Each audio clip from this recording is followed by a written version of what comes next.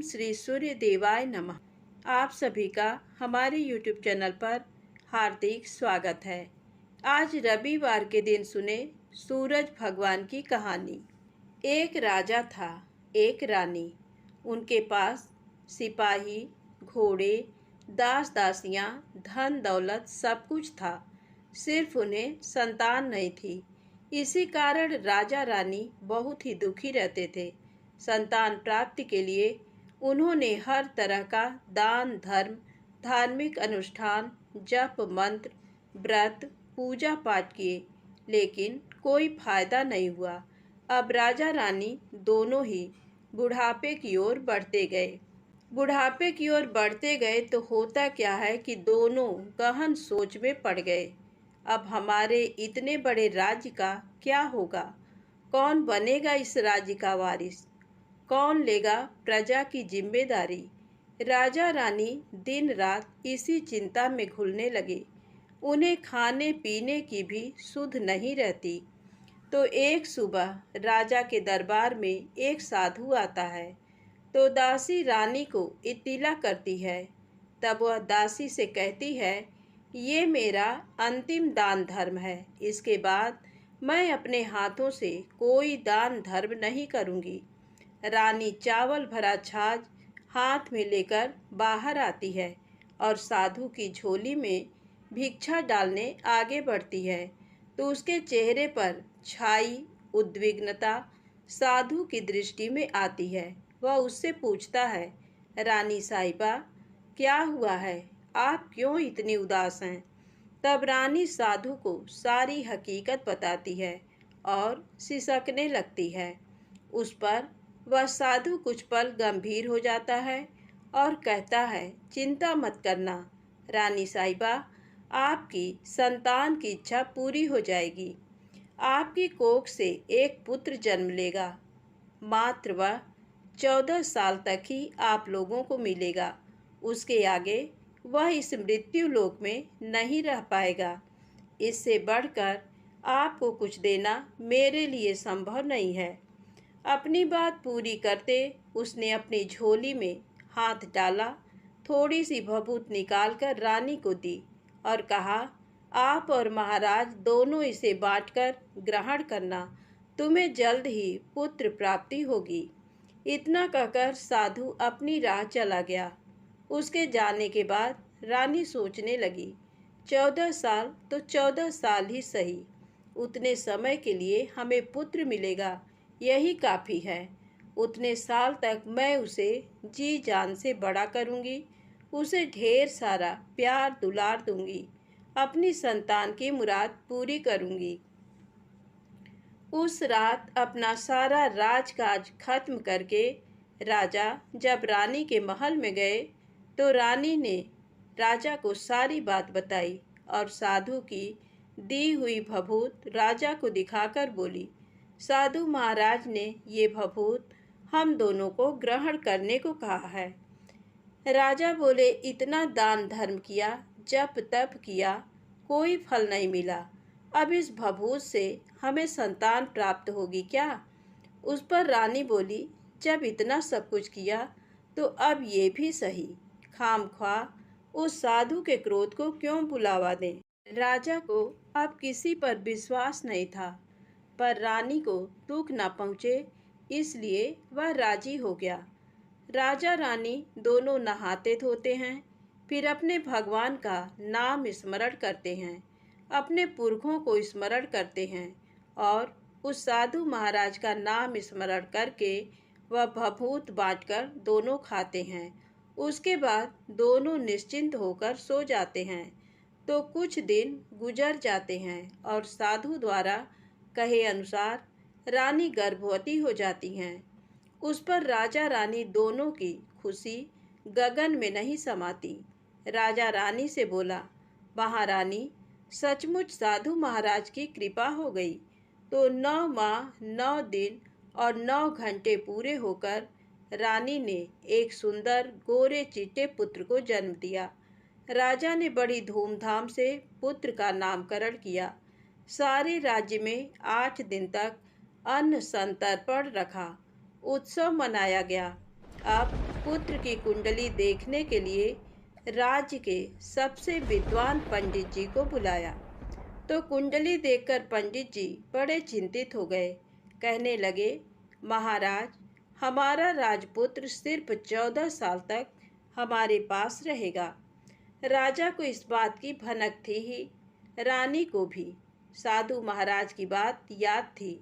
दोनों चुप रह जाते हैं। उसके बाद राजा और रानी बड़े प्यार से बेटे की परवरिश करते हैं, उसकी हर ख्वाहिश पूरी करते हैं। थोड़े समय के लिए ही सही, भगवान ने संतान की अपनी मुराद पूरी कर दी। इससे वे समाधान मानते हैं। राजपुत्र दिन प्रतिदिन बड़ा होता है।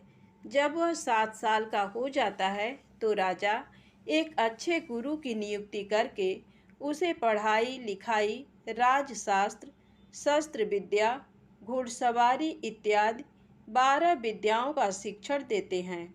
जब वह सब शास्त्र विद्या में पारंगत हो जाता है और 12 साल की उम्र का हो जाता है, तब एक अच्छी सी राजकन्या खोजकर उसकी शादी कर देते हैं। तो 2 और साल बीत जाते हैं। बेटा 14 साल का हो जाता है। एक दिन राजपुत्र राजा से बोलता है, पिताजी, मैं अपना सारा राज्य घूमकर देखना चाहता हूँ। आज तक मैंने सिर्फ इस रजवाड़े के अतिरिक्त कुछ नहीं देखा है। बेटे की बात सुनकर राजा चिंतित हो जाता है, क्योंकि पुत्र को 14वां साल शुरू हुआ था। अब कोई अनहोनी होने का वक्त नज़दीक आ पहुंचा था, लेकिन राजा ये सब बातें पुत्र को बता नहीं सकता था। वह क्या करता है कि चेहरे पर खुशी लाकर बेटे से कहता है, हाँ हाँ, जरूर जाओ बेटा, तुम्हें अपना सारा राज्य घूम कर देखना चाहिए। कहाँ क्या है ये सब जानना चाहिए। कल मेरे बाद तुम्ही को तो राजा बनना है। मात्र एक बात का ध्यान रखें, तुम जहाँ जा रहे हो, क्या कर रहे हो, ये बात अपनी पत्नी को नहीं बताना। पुत्र कहता है, ठीक है पिताजी, आपने जो कहा है मैं वैसा ही करूँगा। राजपुत्र दिन भर अपनी पत्नी के साथ मौज मस्ती करता है, खुशियाँ मनाता है और रात को ठीक 12 बजे बिस्तर से उठकर बाहर चला जाता है। फिर पौ फटने से पहले वापस अपने महल में आकर सो जाता है। ऐसे बहुत दिनों तक चलता रहा। अब पुत्र का 14वां साल खत्म होने में कुछ दिन ही बाकी रहते हैं। इतने में उसकी पत्नी यानी छोटी रानी रात में जाग जाती हैं। वह देखती हैं कि बिस्तर पर राजपुत्र नहीं है। वह महल में सब जगह देखती हैं, तो राजपुत्र कहीं भी नजर नहीं आता। तो वह क्या करेगी, किससे कहेगी? वह चुपचाप रहती है। फिर भोर होने पर वह देखती है कि उसका पति अपनी जगह सोया हुआ है। वह पति से कुछ नहीं पूछती, लेकिन दूसरी रात भी वैसे ही होता है। तीसरी रात, चौथी रात, ऐसे बहुत दिन तक चलता है। रानी बहुत ही चिंतित हो जाती है। पति रात को जाता कहाँ है, किससे मिलने जाता है? उसके मन में ढेर सारे सवाल उठते हैं, लेकिन उसे पूछने में डर लगता है। शायद पति गुस्सा कर बैठे। सास ससुर से पूछने के बारे में सोचा तो उसकी कुल मर्यादा बीच में आ जाती थी। तो इस तरह मन ही मन वह कुढ़ती रहती थी। इस हालत में उसे खाने पीने में दिलचस्पी नहीं होती। वह दुबली पतली हो जाती है। तो उस राज्य में फूल बेचने वाली एक बूढ़ी मालिन थी। वह हमेशा छोटी रानी को फूल देने उसके महल में आती थी। उस बुढ़िया का ध्यान छोटी रानी पर जाता है। वह उससे पूछती है, बेटी, तुम्हें किस बात का दुख है? तुम इस तरह सूखकर कांटा क्यों बनी हो? उस पर रानी कहती है, क्या बताऊं तुम्हें अम्मा, तुम्हारा राजपुत्र हर रात बिस्तर पर से उठकर कहीं चला जाता है और सुबह भोर होते ही वापस आकर सोता है। वह कहाँ जाता है? प्रेमिका से मिलने जाता है क्या? ये सोच सोचकर मैं अन्न जल ग्रहण नहीं कर पाती और सूख सूख कर इस तरह कांटा बन गई हूँ। बुढ़िया सब बात सुनकर उसे एक उपाय बताती है।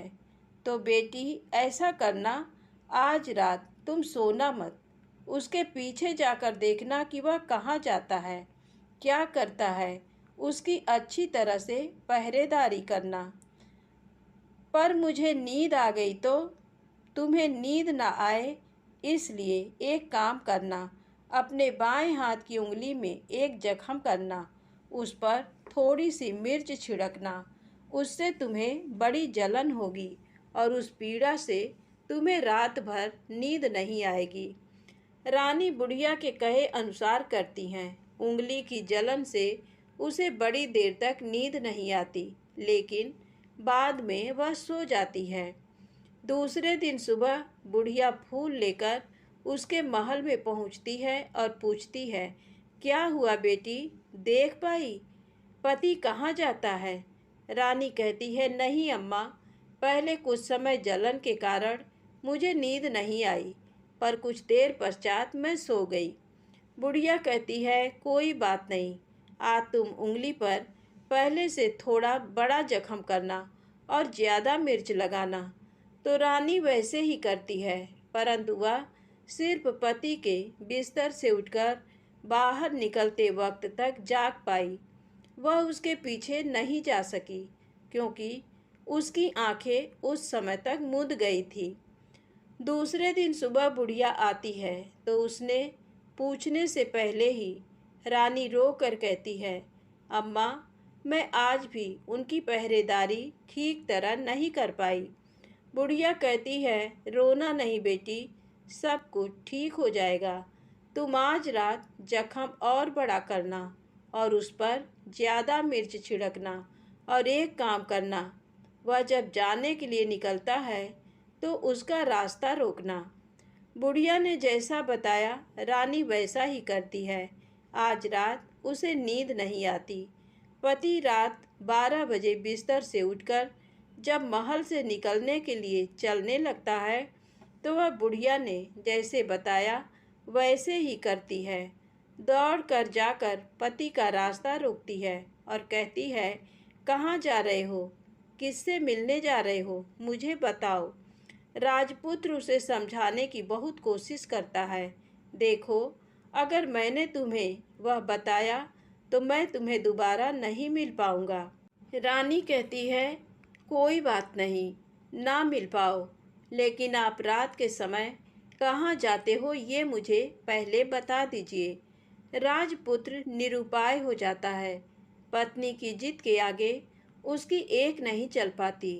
ठीक उसी समय उसका 14वां साल खत्म होकर 15वां साल लगने वाला था।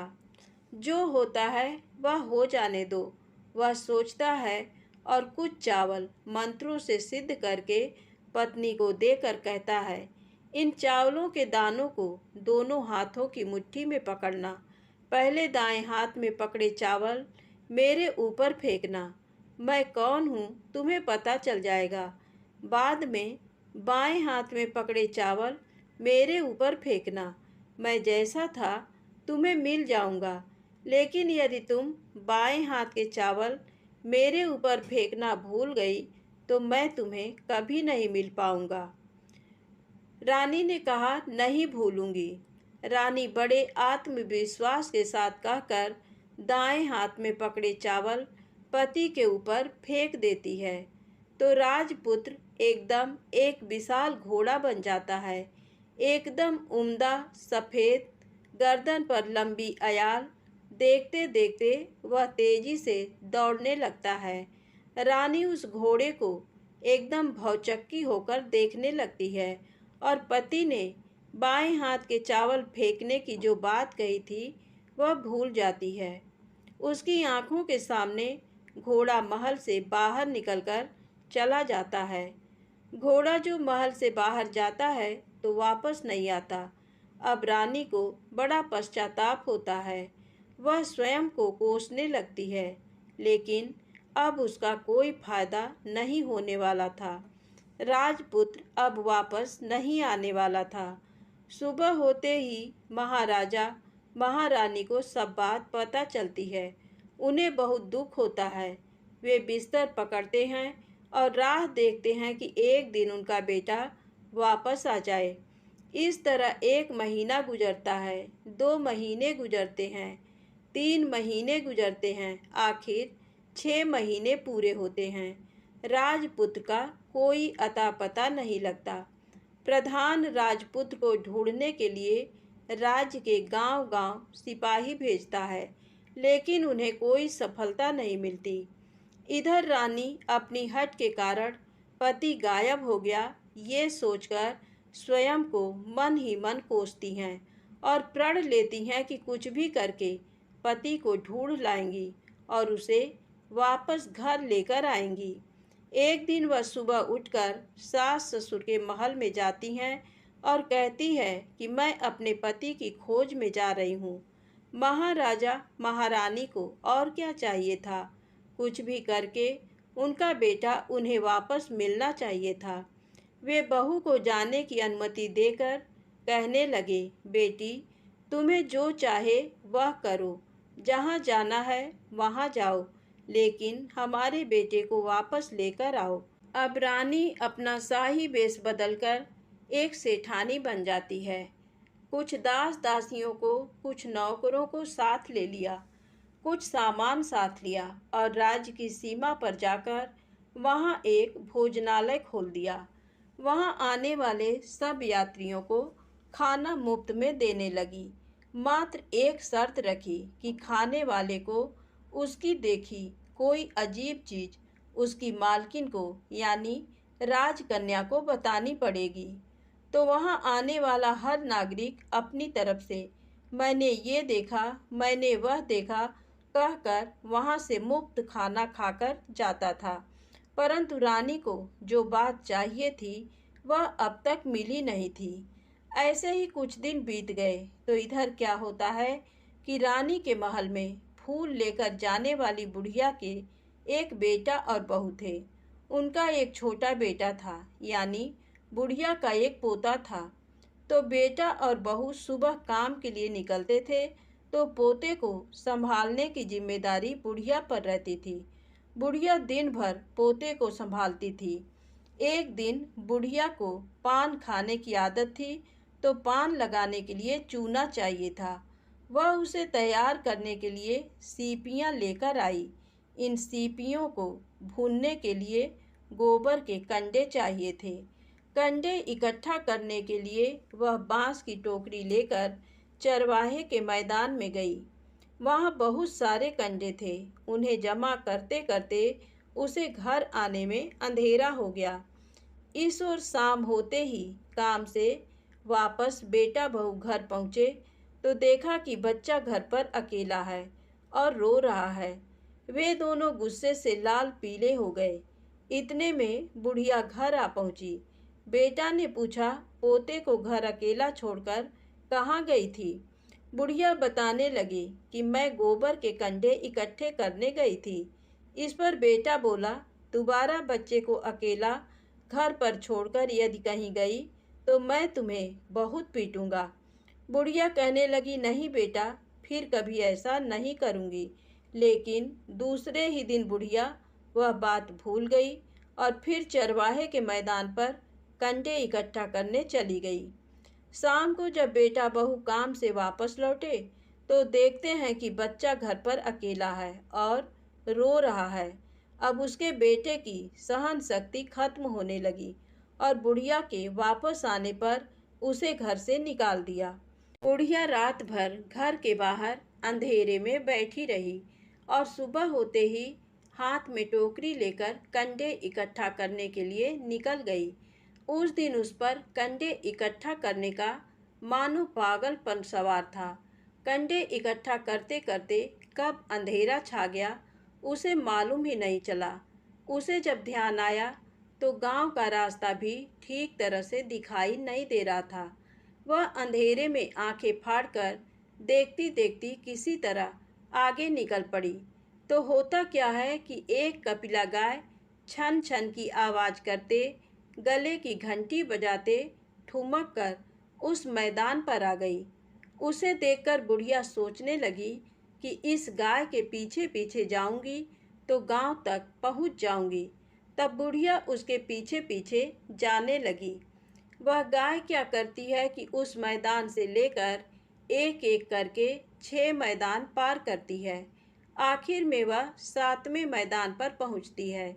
तो वहाँ क्या होता है कि उस मैदान पर एक बड़ा सा पत्थर है। गाय जाकर उस पत्थर को अपना सींग मारती है। सींग मारा तो वह पत्थर दूर हट गया और पाताल में नीचे जाने की सीढ़ियाँ दिखाई देने लगी। तब वह गाय उन सीढ़ियों से नीचे जाने लगी।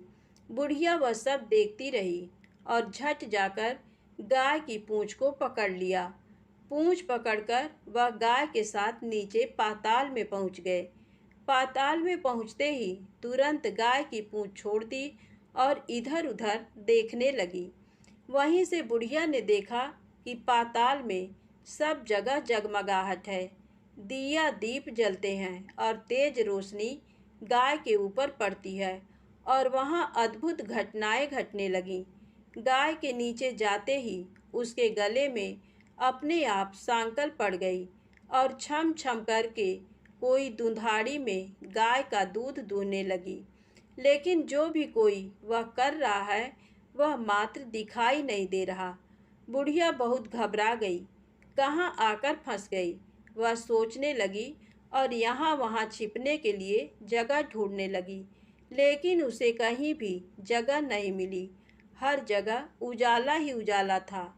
तो वह यूं एक कोनों में खड़ी रह गई और जो कुछ सामने हो रहा था उसे चुपचाप देखने लगी। कुछ पल के बाद वहां झट से एक उम्दा सफ़ेद घोड़ा आया। वहां 2 कुंड थे। उसमें से एक कुंड में उस घोड़े ने छलांग लगाई और ऊपर आ गया। अब उसे राजपुत्र का रूप प्राप्त हो गया। राजपुत्र बनने के बाद उसने दूसरे कुंड के पानी में स्नान किया। वहाँ रखे नए कपड़े पहने हैं। नज़दीक ही एक सुंदर पलंग था। उस पर आकर वह बैठ गया। उसके सामने अपने आप 5 पकवानों की थाली आ गई। दूध की एक प्याली आ गई। पान सुपारी आ गए। उसके सामने एक दिया जलता रहा। राजपुत्र ने खाना खाया, दूध पिया, पान सुपारी खाया और बिस्तर पर लेट जाने से पहले सूर्य देव का स्मरण करके सामने जलते दिए से पूछा, दिए दिए दीपंकर, मेरे माता पिता क्या कर रहे हैं? दिया बताने लगा, बेटे के शोक में डूबे हैं। राज्य कौन संभाल रहा है? राज्य प्रधान संभालता है। मेरी पत्नी क्या करती है? उसने चौराहे पर भोजनालय शुरू किया है और आते जाते लोगों से वह नई खबर के बारे में पूछती है। दिए के ये कहते ही राजपुत्र कहने लगा, ठीक है। उसके बाद वह सो गया। बुढ़िया कोने में खड़ी रहकर ये सब देखती रही। ऐसी अद्भुत घटना उसने जिंदगी में पहली बार देखी थी। उसे अंदर ही अंदर चुलबुलाहट होने लगी। वह अपनी भूख प्यास भूल गई और आगे क्या होता है कि उसे उत्सुकता से देखने लगती है। लेकिन उसके बाद और कुछ घटनाएं नहीं घटती। रात गुजर गई और सुबह हो गई। सुबह होने पर पलंग पर सोया राजपुत्र उठा और फिर से पहले वाले कुंड में छलांग लगाई। तो अब वह फिर से घोड़ा बनकर कुंड से बाहर आ गया। बाहर आते ही वह तेजी से उस पाताल नगरी से बाहर निकल गया। लेकिन वह कहाँ गया, बुढ़िया को कुछ पता नहीं चला। उसके बाद पिछली रात की तरह कोई उस गाय का छम छम करके दूध दोहने लगा।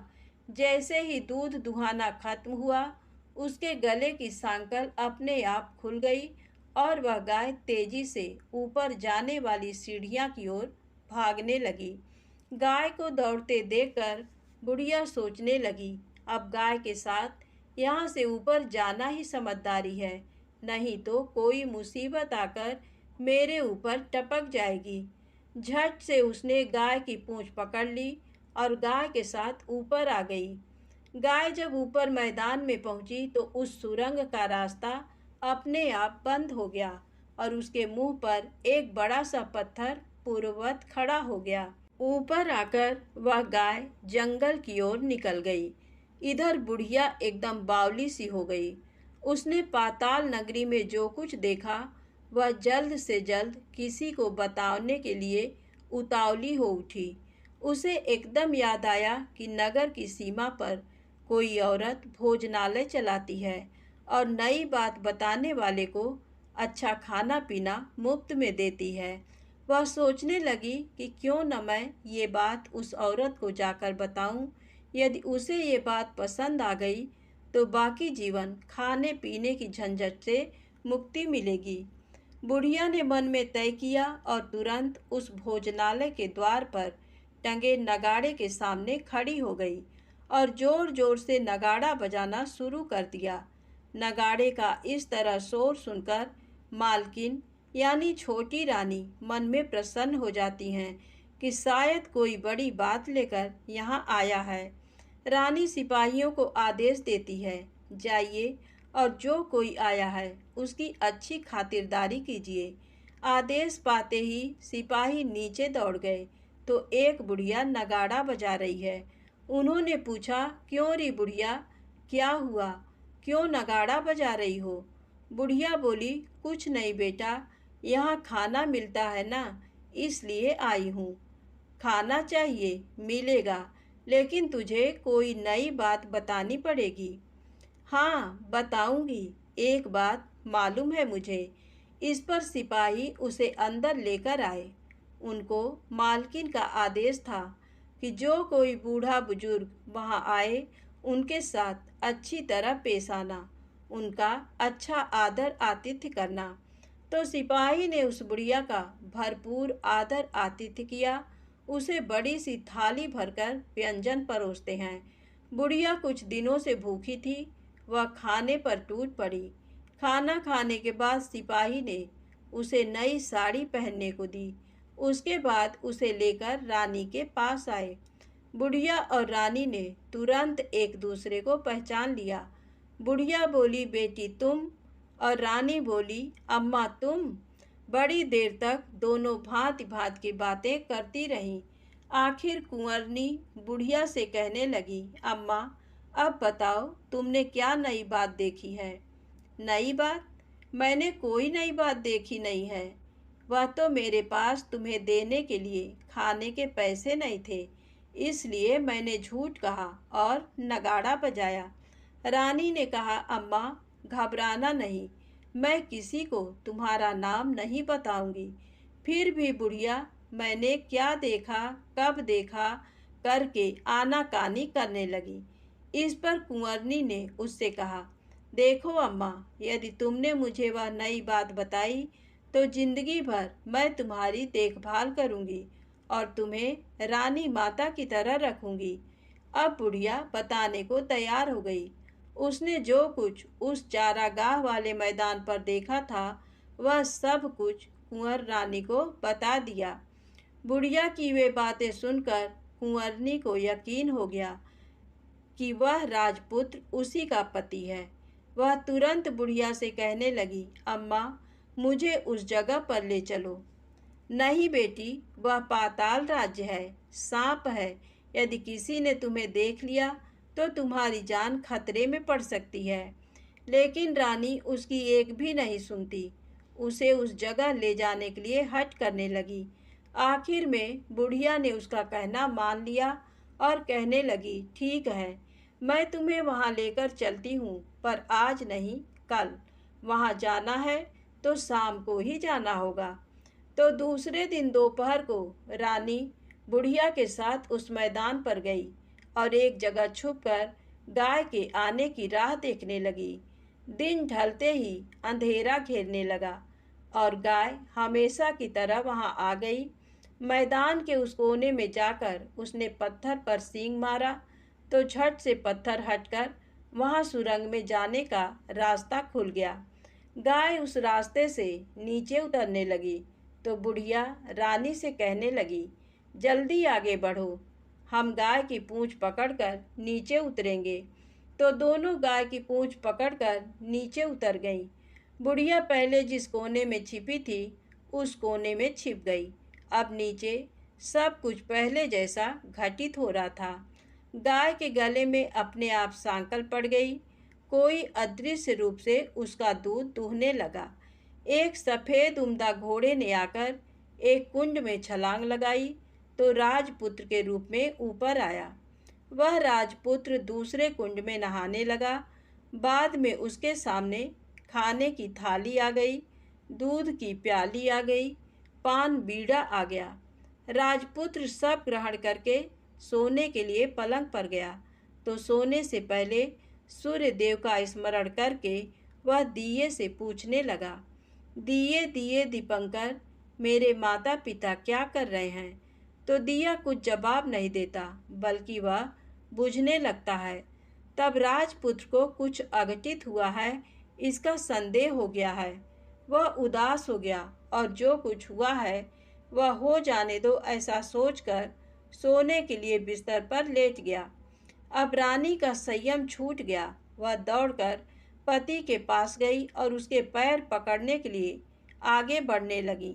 राजपुत्र तुरंत ही पत्नी को पहचान गया। वह झट से पीछे हट गया और चिल्लाने लगा, नहीं नहीं, मुझे मत छूना, सर्वनाश हो जाएगा। रानी दोनों हाथ जोड़कर पति से अपनी भूल स्वीकार करने लगी। स्वामी, मुझसे भूल हो गई। मुझे आपसे नहीं पूछना चाहिए था कि आप रात को कहाँ जाते हो। मैं अपनी भूल स्वीकार करती हूँ। मुझे मेरी भूल की सज़ा मिल गई है। अब आप घर चलें। आपके वियोग में आपके माता पिता ने बिस्तर पकड़ लिया। आपकी प्रजा भी बहुत दुखी है। उस पर राजपुत्र कहने लगा, वही तो एक बार तुम गलती कर बैठी हो, अब दोबारा मत करना, नहीं तो अब मैं तुम्हें जो दिख रहा हूँ वो अभी नहीं दिखूंगा।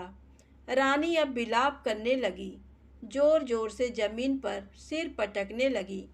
राजपुत्र के मन में उसके प्रति दया उत्पन्न हो गई। वह उससे कहने लगा, यदि तुम मुझे पाना चाहती हो तो तुम्हें एक काम करना होगा। काम कठिन है, लेकिन वह तुम्हें अकेले करना होगा। रानी ने कहा, कहो स्वामी, कितना भी कठिन काम हो मैं वह पूर्ण करूंगी। रानी कहने लगी। इस पर राजपुत्र ने उसे बताया, इस पाताल से ऊपर जाते ही तुम्हें एक घना जंगल नजर आएगा। ऐसे 6 जंगल पार करने के पश्चात 7वां जंगल मिलेगा। वह जंगल सबसे घना है। उस जंगल में बीचों बीच एक पीपल का पेड़ है। उसके आसपास की जगह पत्ते, फंदे, जटाएं, कांटे इत्यादि से ढक चुकी हैं। वहाँ बाघ, शेर, भालू, सांप सभी धमा चौकड़ी बैठती है। तुम्हें उन सबको भगाकर वह जगह साफ करनी है। उसको गोबर से लिपाई करके पवित्र बनाना है, रंगोली से सजाना है। उसके बाद वहाँ धूप, कपूर, अगरबत्ती जलानी है। फूल, कुमकुम से पेड़ की तने की पूजा करनी है। दूध दही से बने चावल का भोग चढ़ाना है। ये सब तुम्हें दोपहर को 12 बजने के पहले करना है। 12 बजने के समय तुम्हें उस जगह पर बैठकर सूर्य भगवान का ध्यान करना है। ठीक 12 बजे सूर्य भगवान का रथ वहाँ उतरेगा। वे वह सब देखकर खुश हो जाएंगे और कहेंगे, जिस किसी ने ये सब किया है उसे मैं मनचाहा फल दूंगा। तो तुम सामने जाकर उसके रथ का दाहिना घोड़ा मांगना, मैं तुम्हें मिल जाऊंगा।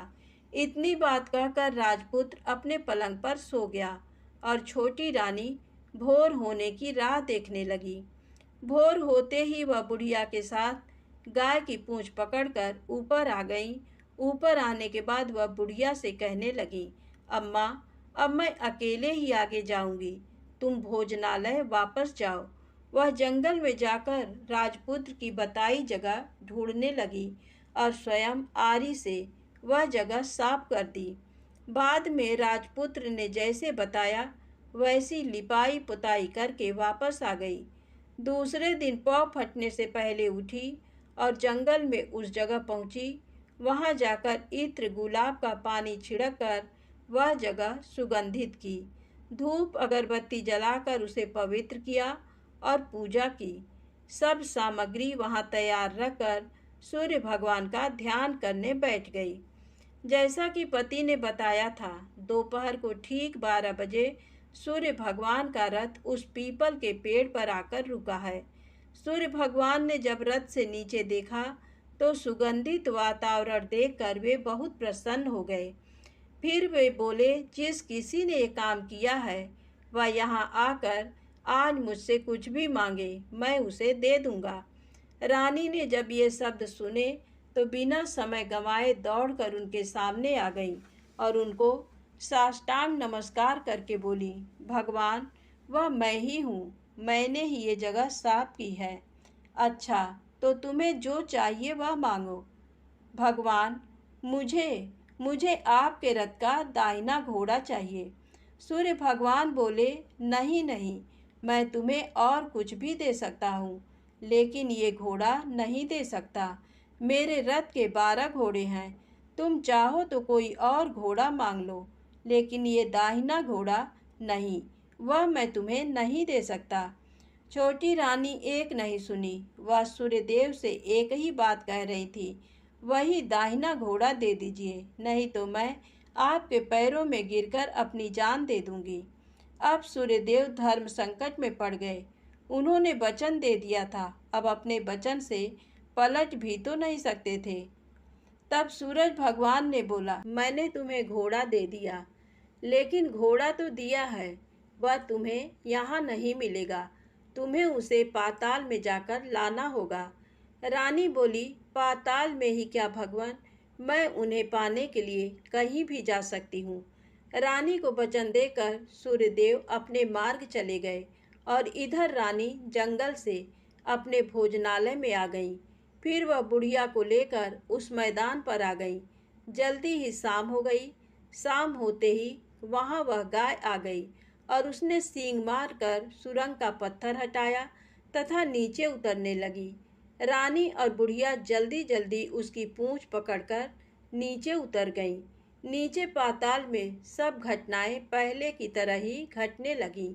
घोड़े का एक कुंड में नहाकर राजपुत्र बन जाना, नहा धोकर पलंग पर जाकर बैठना, तो उसे खाने की थाली, दूध की प्याली आना, पान बीड़ा आना। लेकिन आज एक बात नई घटी। आज दो दो थाली, दो दो दूध की प्याली, दो दो पान बीड़े उसके सामने आए। वह कुछ नहीं बोला। अपने हिस्से की थाली खाकर, दूध पीकर और पान बीड़ा चबाकर वह सोने चला गया और हमेशा की तरह दिए से पूछने लगा, दिए दिए दीपंकर, मेरे माता पिता क्या करते हैं? दिया ने बताया, वे दोनों तुम्हारे शोक से मरने की स्थिति में पहुंच गए हैं। ऐसा झट से उसकी आंखों से आंसू टपकने लगे। फिर वह पूछने लगा, दिए दिए दीपंकर, मेरा राज्य कौन चला रहा है? तुम्हारा राज्य प्रधान चला रहा है और वह सब कुछ हड़प चुका है। वह प्रजा पर बहुत अत्याचार कर रहा है। सुनकर राजपुत्र को बहुत गुस्सा आया। वह गुस्से से अपनी मुट्ठी भींचने लगा। अब वह पूछने लगा, दिए दिए दीपंकर, मेरी पत्नी क्या कर रही है? अब दिया कुछ नहीं बोला, चुप रहा। अब रानी का संयम जवाब दे गया। वह दौड़कर पति के गले लग गई। अब मैं तुम्हें मिल गया, राजपुत्र कहने लगा। सच कहते हो, अब आप फिर से घोड़ा तो नहीं बनेंगे? नहीं, दोबारा घोड़ा नहीं बनूंगा। तुमने जो इतने सारे कष्ट उठाए हैं मुझे पाने के लिए, इसलिए सूर्यदेव ने मुझे सदा के लिए घोड़े के जन्म से मुक्त कर दिया है। राजपुत्र ने बड़े प्यार से कहा और उसे गले लगाया, उसके आंसू पोंछे।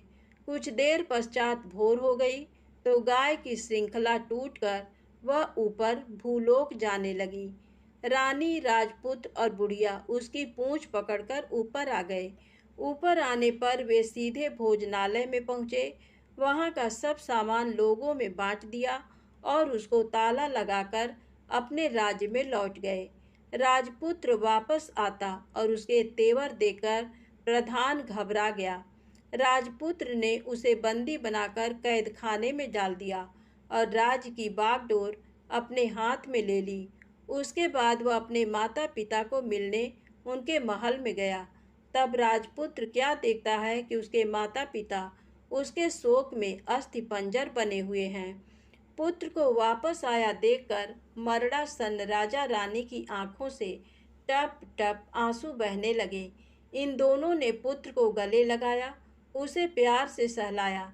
इतना होने के बाद उनके सेहत में एकदम सुधार आने लगा। वे अब बिस्तर से उठकर बैठ गए हैं, पुत्र को आशीष देने लगे। राजपुत्र के आने की खबर तुरंत राज्य भर में फैल गई। प्रजा खुशी से फूली नहीं समाई। प्रजाजन राजमहल के सामने इकट्ठे हो गए। राजपुत्र ने भी उन्हें दर्शन दिए और आज से उन्हें कोई दुख नहीं पहुंचाएगा, ऐसा वचन भी दिया। अब राजा अपने पुत्र का राज्याभिषेक करके उसे सिंहासन पर बिठाता है और बहू को महारानी का दर्जा देता है और स्वयं अपनी पत्नी के साथ ईश्वर स्मरण करते खुशी से दिन बिताता है। महाराजा बना राजपुत्र अच्छी तरह से राज्य चलाने लगा और अपनी पत्नी के साथ सुख शांति से जीवन बिताने लगा। उस बुढ़िया को रानी ने अपने पास ही रख लिया। उसकी अच्छी तरह से देखभाल करने लगी। बुढ़िया और उसके बुढ़ापे के दिन खुशी से गुजरने लगे। प्रेम से बोले सूरज भगवान की जय हो।